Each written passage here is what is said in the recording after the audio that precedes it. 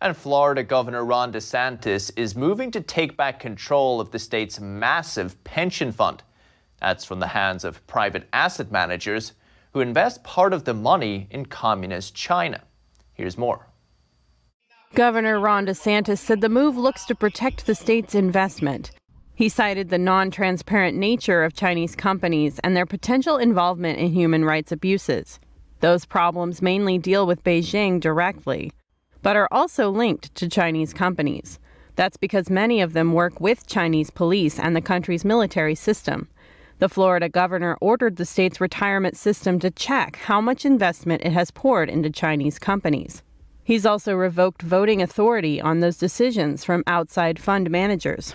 In a statement, DeSantis said, "If you look at how these major companies behave when faced with Chinese disapproval, they censor what the CCP tells them to censor, and we see groveling apologies." I think that the U.S. As a whole should be disentangling from China, but certainly our investment should be disentangling. Florida currently has the fourth largest state retirement system in the U.S. It holds more than $200 billion in assets.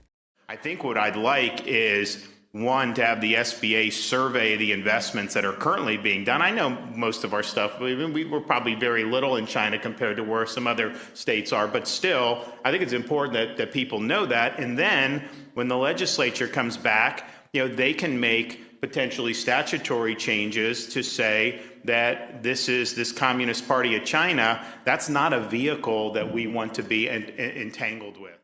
In recent years, the federal government has also tightened the rules for investing in Chinese companies deemed suspicious.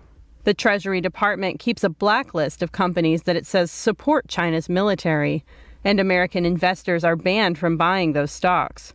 Even so, a lot of American savings end up funding Chinese companies through U.S. state and pension funds. According to U.S. government data, the state of California has poured more than $8.4 billion into Chinese securities since 1992. That's followed by the Alaska Permanent Fund Corp. With more than $2 billion and the teacher retirement system of Texas with more than $1.1 billion. Other U.S. states with major investment sunk into China include New York, New Jersey, Colorado, Wisconsin, Kentucky, and Ohio, among others.